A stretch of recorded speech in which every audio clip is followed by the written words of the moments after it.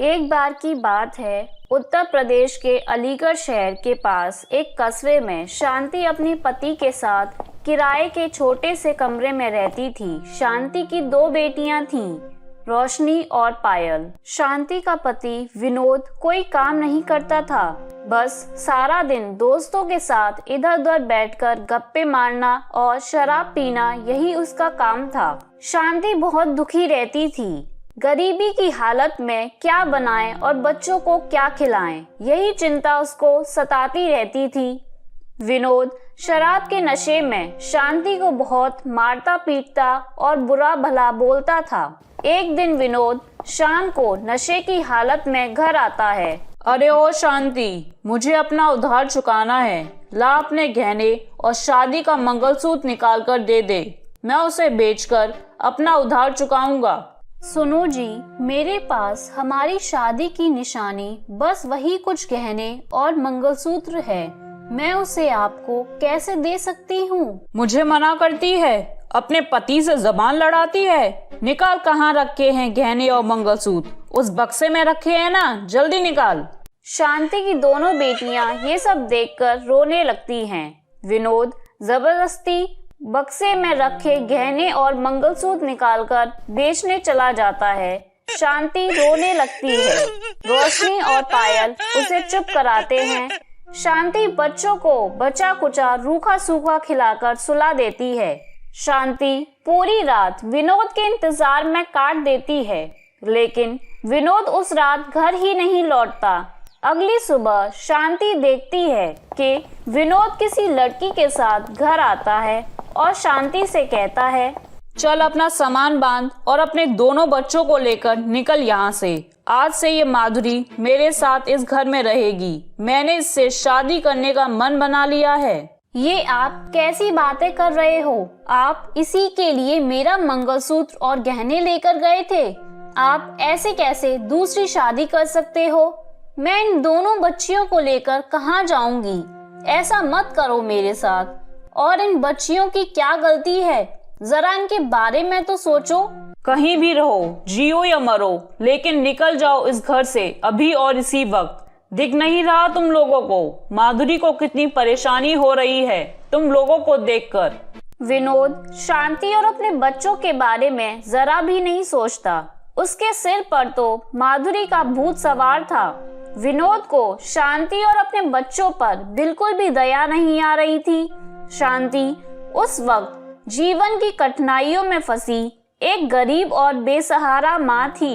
एक गरीब माँ का संघर्ष पता नहीं शांति और उसके बच्चों को किस राह लेकर जाएगा, ये जाने बिना शांति बच्चों को लेकर वहाँ से निकल पड़ती है। रोशनी और पायल सुबह से भूखी थी। रास्ते में चलते समय पायल ने अपनी माँ शांति से कहा, माँ बहुत भूख लगी है, भूख से पेट में दर्द हो रहा है। अभी थोड़ी देर रुको बेटा, मैं देखती हूँ, शायद कुछ खाने को मिल जाए। शांति थोड़ा आगे चलती है।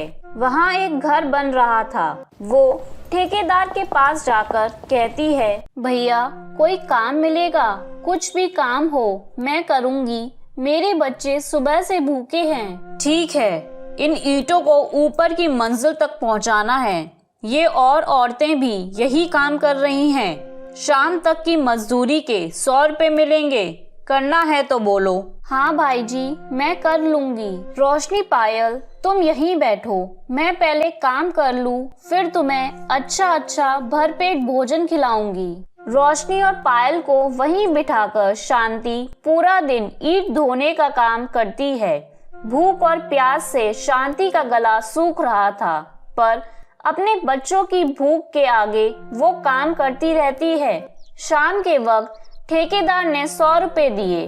शांति ने उन पैसों में से कुछ पैसों से एक दुकान से खाना खरीदकर अपने बच्चों को खिला दिया। शांति के पास रात गुजारने की जगह नहीं थी, इसलिए बचे पैसे से बस पकड़कर वह अपने भाई के यहाँ चली जाती है।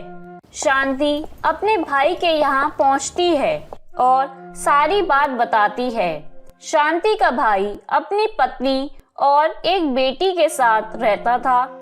अमित की पत्नी अमित को कमरे में ले जाकर अमित से कहती है, देखो जी, ये तुम्हारी बहन यहाँ नहीं रह सकती।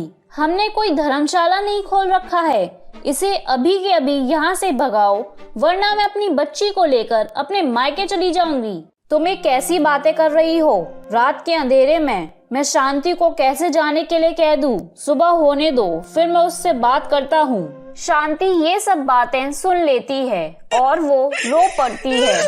सुबह जब अमित उठता है तो शांति उससे कहती है, भैया, मैंने आपकी और भाभी की सारी बातें सुन ली हैं। बस कुछ दिनों के लिए आप मुझे यहाँ आसरा दे दो। जैसे ही कोई इंतजाम हो जाएगा मैं यहाँ से चली जाऊंगी। किसी कोने में मेरी दोनों छोटी बच्चियों को रहने की जगह दे दो। मैं क्या करूँ शांति, तुम्हारी भाभी का स्वभाव तो तुम जानती ही हो। फिर भी मैं उससे बात करता हूँ। तब तक तुम यहाँ रह सकती हो। मैं तुम्हारी भाभी को समझाने की कोशिश करता हूँ। अमित अपनी बीवी से कहता है कि वो कुछ दिनों के लिए शांति को घर पर रहने दे। कोई इंतजाम होते ही वो यहाँ से चली जाएगी। अमित की पत्नी कुछ दिनों का सुनकर मान जाती है। शांति की बड़ी मजबूरी थी कि वो अपनी छोटी छोटी बच्चियों को लेकर कहाँ जाएगी। शांति भगवान को याद करके रोने लगती है। ऐसे ही कुछ दिन बीत जाते हैं और शांति आसपास की जगहों पर नौकरी ढूंढने के लिए निकल जाती है कि शायद उसे कोई काम मिल जाए। शांति के पीछे अमित की पत्नी उसकी दोनों बच्चियों पर बहुत अत्याचार करती थी, बिना बात के मारती रहती। इसी तरह एक दिन जब शांति काम की तलाश में निकल जाती है तो पीछे से अमित की पत्नी दोनों बच्चियों को मारकर घर से बाहर निकाल देती है। दोनों बच्चियां उस जगह पर अनजान थीं। वो इधर उधर भटकने लगती हैं। भटकते भटकते वो रास्ता भटककर सड़क के किनारे बैठ जाती हैं। तभी वहां से शांति गुजर रही थी। वो अपनी दोनों बच्चियों को यूं सड़क के किनारे बैठा देख हैरान हो जाती है।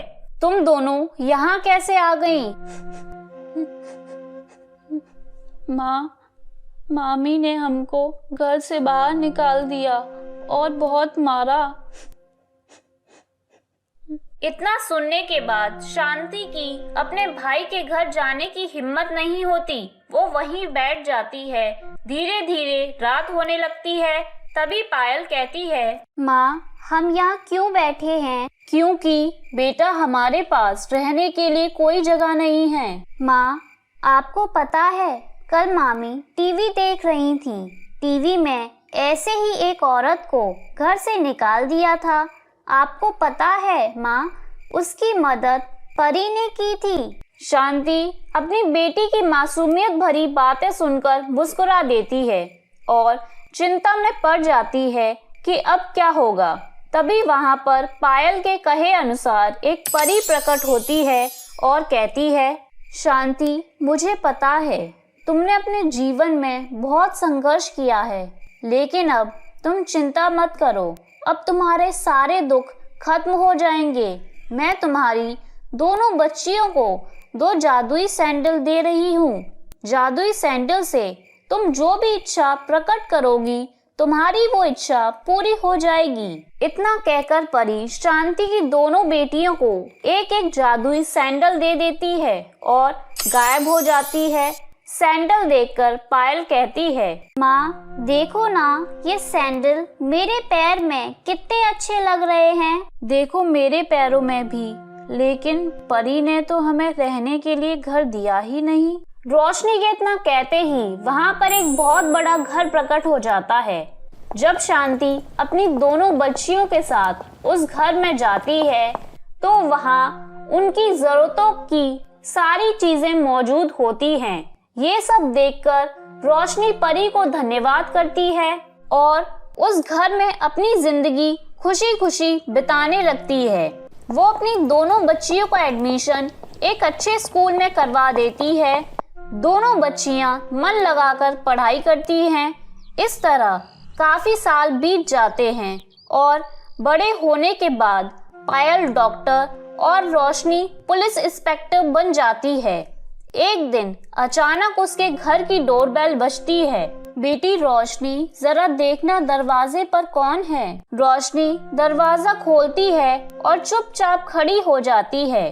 अरे कौन है दरवाजे पर, बताओगी? माँ, पिताजी। शांति तुरंत वहाँ आती है और शांति को देखकर विनोद कहता है, मुझे माफ कर दो शांति, तुम्हारे जाने के बाद मुझे माधुरी की सच्चाई पता चली। वो झूठी और मक्कार औरत थी। मेरे साथ चलो शांति, हम फिर से एक साथ रहेंगे। क्या एक साथ रहेंगे? क्या आप मेरी दोनों बच्चियों को वो बचपन लौटा पाएंगे जो गरीबी और दुख में इन बच्चियों ने भूखे प्यासे गुजारा है? नहीं लौटा पाएंगे ना आप? मैं एक अकेली औरत दुनिया के ताने सुनते हुए कैसे जीती रही, इस बात की खबर तक नहीं थी आपको। आप यहाँ से चले जाओ। रोशनी, इन्हें कह दो यहाँ से चले जाएं, वरना मुझे पुलिस को बुलाना आता है। विनोद को वहाँ से जाने को कहकर रोशनी घर का दरवाजा बंद कर देती है। शांति अपनी बेटी से लिपटकर रो पड़ती है। तो मेरे प्यारे दोस्तों, कैसी लगी आपको मेरी ये कहानी? मुझे कमेंट करके जरूर बताएं और इसे अपने दोस्तों के साथ शेयर करें। और हाँ दोस्तों, अगर आपने अब तक मेरे चैनल को सब्सक्राइब नहीं किया है तो जल्दी से नीचे वाला काला बटन दबाकर सब्सक्राइब कर लें। तो मिलती हूँ मैं आप सभी से फिर एक नई कहानी के साथ। तब तक के लिए आप अपना ध्यान रखें। बाय बाय दोस्तों।